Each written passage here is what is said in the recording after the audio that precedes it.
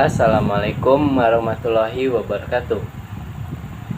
Perkenalkan, nama saya Emrehan, kelas 2A Pendidikan Geografi Angkatan 2020. Pada video kali ini saya akan membahas materi geomorfologi umum dengan judul bentuk lahan asal marine. Adapun poin-poin yang akan kita bahas pada video kali ini mencakup antara lain sebagai berikut. Untuk masuk ke dalam materi yang lebih lanjut, alangkah baiknya kita mengetahui apa itu bentuk lahan asal marine.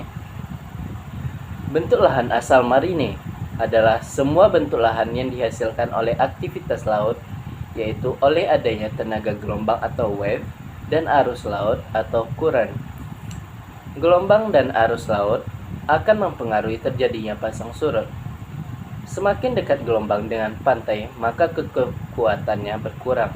Tetapi, apabila sampai pada air dangkal, maka gerakan gelombang menjadi gerakan ke arah depan yang kuat atau arus kuat, sehingga mengikis pantai dan terendapkan di tempat lain. Selain dipengaruhi oleh kedalaman laut, perkembangan bentang lahan daerah pantai juga dipengaruhi oleh beberapa faktor lain, yaitu 1. Struktur, tekstur, dan komposisi batuan. Yang kedua, kedalaman bentang alam atau relief dari daerah pantai atau daerah sekitar pantai tersebut. Yang ketiga, proses geomorfologi yang terjadi di daerah pantai. Yang keempat, proses geologi yang berasal dari dalam bumi, kegiatan gelombang. Masuk poin selanjutnya mengenai jenis dan karakteristik pantai. Menurut Johnson, pantai dapat dibedakan menjadi 4 macam, yaitu 1. Pantai yang tenggelam atau shoreline of submergency. Merupakan pantai yang tenggelam merupakan jenis pantai yang terjadi apabila permukaan air mencapai atau mengenangi permukaan daratan yang mengalami penenggelaman. Ciri-ciri pada pantai yang tenggelam antara lain: A. Di muka pantai terdapat pulau. B. Garis pantai yang tidak teratur. C. Teluk yang dalam. D.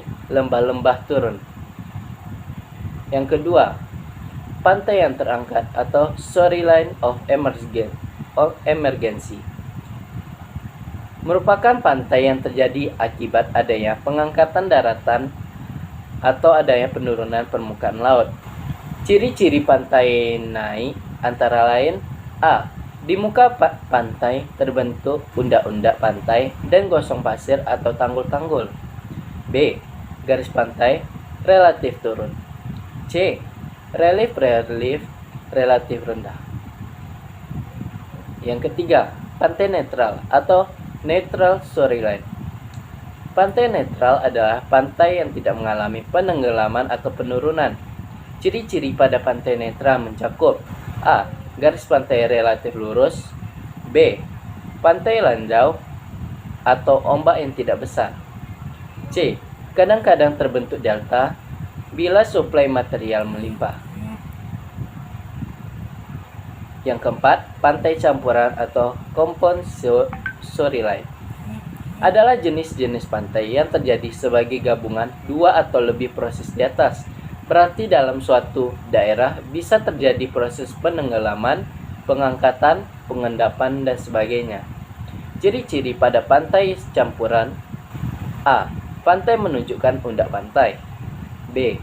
Lembah tenggelam akibat turun dan naiknya muka air laut. Masuk poin selanjutnya mengenai macam-macam bentukan dan proses terjadinya bentuk lahan asal marine. Bentuk lahan asal marine dibedakan menjadi 2, yaitu bentuk lahan erosional dan bentuk lahan deposional. 1. Bentuk lahan erosional merupakan bentuk lahan yang terjadi apabila aktivitas gelombang atau arus mampu mengikis dan mengangkut material ke daerah lainnya. Adapun jenis-jenis bentukan erosional adalah: A. Bentuk lahan cliff. B. Bentuk lahan sea cave.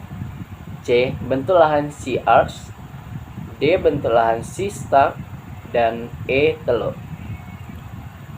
Yang kedua, bentuk lahan deposional merupakan bentuk lahan yang terjadi apabila aktivitas gelombang atau arus berkurang, maka material akan terendapkan dan membentuk bentukan deposional di daerah tertentu.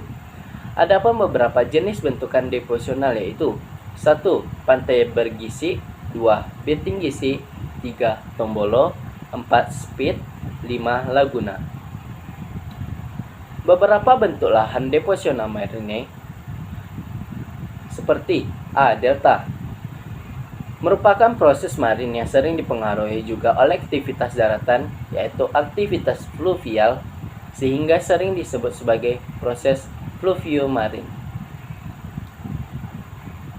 Yang kedua, swampy beach merupakan proses marin yang sering dipengaruhi oleh juga aktivitas daratan, yaitu aktivitas fluvial, sehingga sering disebut sebagai proses fluviomarin. Poin selanjutnya mengenai perubahan dan perkembangan pantai. Ada beberapa faktor yang mempengaruhi proses pembentukan dan perkembangan pantai, yaitu gelombang arus, pasang surut, sifat bagian daratan yang mendapat pengaruh proses marin, perubahan relatif ketinggian muka laut, pertumbuhan karang, glister yang mencapai permukaan laut, hasil vulkanisme yang mencapai pantai, dan pembentukan delta. 1. Perkembangan pada pantai tenggelam.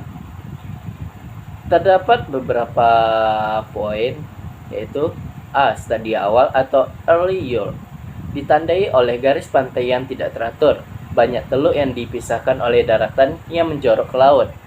B. Stadia muda atau yaw, ditandai oleh erosi yang meningkat, arus panjang pantai mengendapkan materi yang tererosi membentuk spit dan hook, terbentuk offshore bar dan offshore laguna. Yang kedua, pada perkembangan pada pantai timbul. A. Stadia awal, diawali oleh garis-garis pantai yang tidak teratur, landai dengan laut dangkal. B. Stadia muda, ditandai dengan gelombang mengeruk dasar laut dangkal dan mengangkatnya ke zona surf, membangun offshore bar. Offshore bar muncul dan membentuk laguna. Yang C. Stadia dewasa, mulai terbentuk cliff rendah, gelombang langsung ke darat karena offshore dirusak dan laguna terendam. Yang D. Stadia tua, erosi lanjut sehingga headland terpotong, hasil kikisan gelombang diendapkan di teluk-teluk kecil, menyebabkan garis pantai lurus. Poin selanjutnya mengenai pemanfaatan daerah pantai bagi kehidupan manusia. Bentuk-bentuk lahan asal marine sering dimanfaatkan oleh manusia antara lain. 1. Di daerah laut yang dangkal seringkali dimanfaatkan sebagai tambak ikan. Selain itu, di wilayah laguna juga dapat dimanfaatkan sebagai tambak ikan. 2. Wilayah gisi dan beting gisi sering dimanfaatkan sebagai tempat wisata dan tempat bersantai. Selain itu, juga dapat dimanfaatkan sebagai tempat perahu-perahu tradisional milik para nelayan. Yang ketiga, bentuk lahan tombolo yang terbentuk secara penuh dan sudah terhubung dengan pulau utama, seringkali dimanfaatkan sebagai wilayah pemukiman dan lain-lain, seperti yang terjadi di Bali antara Pulau Bali dan Nusa Dua, dihubungkan oleh tombolo yang sekarang sudah terdapat pemukiman, bahkan bandara di tombolo tersebut. Yang keempat, di wilayah pasang surut dapat dimanfaatkan sebagai tempat mencari ikan dengan memasang jaring saat air pasang. Masalah yang timbul pada saat pemanfaatan daerah pantai. Ada berbagai permasalahan yang ditentukan dalam pembangunan wilayah pesisir, antara lain 1. Pencemaran, 2. Kerusakan fisik habitat fisik, 3. Pemanfaatan sumber daya laut yang berlebihan, yang keempat, abrasi pantai, yang kelima, konveksi kawasan lindung menjadi perunjukan kawasan pembangunan lainnya, yang enam, bencana alam. Untuk mengatasi permasalahan tersebut, ada beberapa upaya dalam mengatasi permasalahan di daerah pantai, yaitu 1.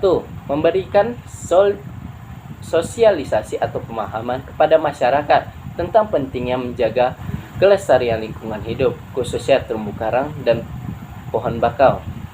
Yang kedua, memberikan bantuan alternatif pekerjaan lain sebagai konsekuensi larangan aktivitas pembauman oleh nelayan. Alternatif itu dilakukan oleh nelayan seperti budidaya. Alternatif itu disesuaikan dengan keterampilan yang dimiliki oleh nelayan atau yang bisa dilakukan oleh nelayan seperti budidaya dengan keramba jaring apung. Yang ketiga, melakukan penanaman bibit bakau guna untuk mencegah terjadi abrasi pantai. Yang keempat, melakukan rehabilitas terumbu karang atau biasa dikenal dengan istilah transplantasi karang. Tujuan dilakukannya untuk menambah keindahan alam bawah laut dan dapat mengundang biota laut untuk bertelur dan berkembang biak. Nah, itulah poin-poin yang dapat saya sampaikan mengenai bentuk lahan asal marine. Apabila ada kekurangan ataupun kesalahan pada video kali ini, saya mohon maaf. Saya tutup video kali ini mengucapkan Assalamualaikum warahmatullahi wabarakatuh.